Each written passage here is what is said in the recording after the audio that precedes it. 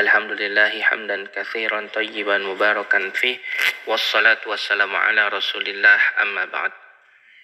Kaum muslimin rahimakumullah, melanjutkan pembahasan seputar salat. Setelah kita mengetahui bagaimana kedudukan salat,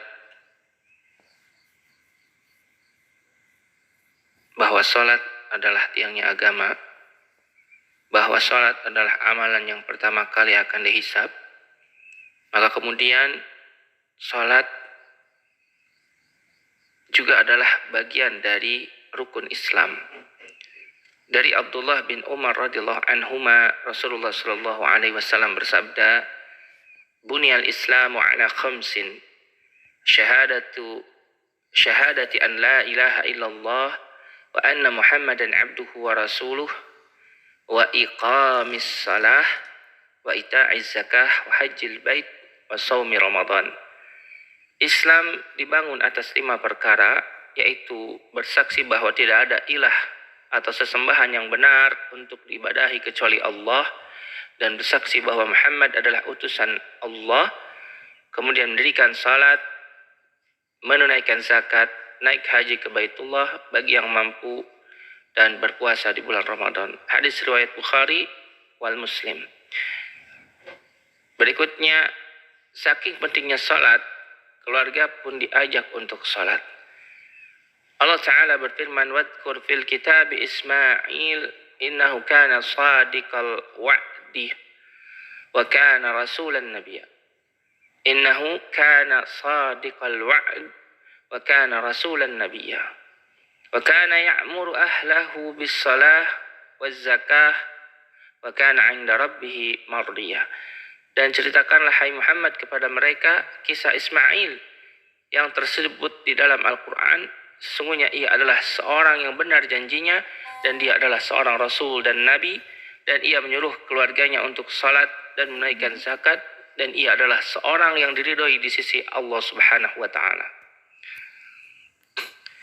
Kemudian dari Amr bin Shu'aib, dari bapaknya, dari kakeknya radhiyallahu an, beliau meriwayatkan bahwa Rasulullah sallallahu alaihi wasallam bersabda, "Muru auladakum bis salah wa hum abna'u sab'i sinin, wadribuhum 'alaiha wa hum abna'u 10 sinin, wa fariqu bainahum fil madaji'." Perintahkan anak-anak kalian untuk mengerjakan salat ketika mereka berumur 7 tahun. Pukul mereka jika tidak mengerjakannya ketika mereka berumur 10 tahun. Pisahkanlah tempat-tempat tidur mereka. Hadis riwayat Abu Daud. Kaum muslimin dimanapun berada, karena salat begitu penting dan punya kedudukan dalam Islam, maka yang meninggalkannya pun diancam dengan ghayya. Mana Allah Subhanahu wa taala berfirman, di mana Allah Subhanahu wa taala berfirman, "Fa khalafa min ba'dihim khalfun adaa'us salat. Fa khalafa min ba'dihim khalfun adaa'us salah wattaba'us syahawat, fa sawfa yalqawna ghayya. Illa man taba wa amana wa amila salihah." Maka datanglah sesudah mereka pengganti yang jelek, yang menyia-nyiakan salat dan memperturutkan hawa nafsunya, maka mereka kelak akan menemui kesesatan, kecuali orang yang bertobat, beriman, dan beramal saleh. Quran surat Maryam ayat 59. Ibnu Mas'ud radhiyallahu an mengatakan bahwa ghayya, makna dari kata ghayya adalah, ghayya dalam ayat tersebut maknanya adalah sungai di Jahannam. Sungai di neraka Jahannam yang makanannya sangat menjijikan, yang tempatnya sangat dalam. Dalam hadis, orang yang meninggalkan salat pun diancam keras. Buraidah radhiyallahu an berkata, "Aku mendengar Rasulullah sallallahu alaihi wasallam bersabda, al-ahdul ladzi bainana wa bainahumus shalah. Faman tarakaha faqad kafar." Perjanjian antara kami dan mereka atau orang kafir adalah salat.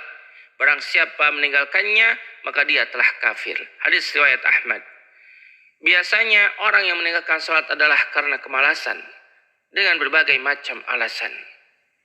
Dari Abdullah bin Amr bin Al-As radhiyallahu anhuma, Nabi SAW pernah menceritakan tentang salat pada satu hari, di mana beliau bersabda, "Man hafadha 'alaiha kanat lahu nuran wa burhanan wa najatan yaumal qiyamah wa man lam yuhafidh 'alaiha lam yakun lahu nurun wala burhanun wala najatun wa kana yaumal qiyamah ma'a Qarun wa Fir'aun wa Haman wa Ubay ibn Khalaf."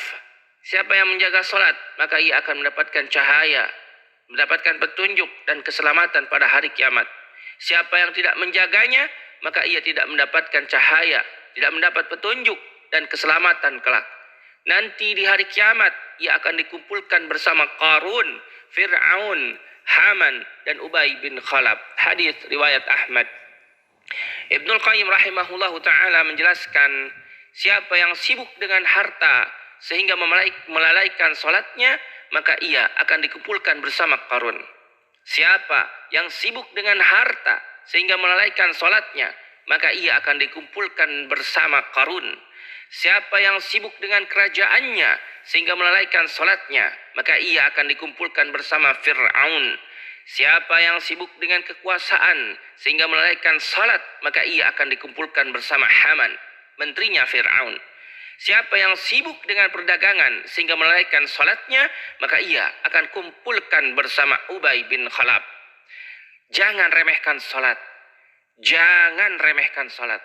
Ibnu Qayyim sampai mengatakan bahwa meninggalkan salat itu lebih parah dari melakukan dosa besar lainnya, seperti mabuk, berzina, selingkuh, dan membunuh. Maka jagalah salat. Jika kita dalam keadaan sibuk bagaimanapun, salat tetap ditunaikan. Bahkan jika dalam keadaan lupa atau tertidur, lantas ingat, maka salatlah ketika ingat dan sadar. Walau waktu salat telah habis, asalkan bukan disengaja dan bukan dijadikan rutinitas. Semoga Allah Subhanahu wa ta'ala memberikan taufik kepada kita agar rutin menjaga salat 5 waktu. Wallahu ta'ala a'lam. Wassalamualaikum warahmatullahi wabarakatuh.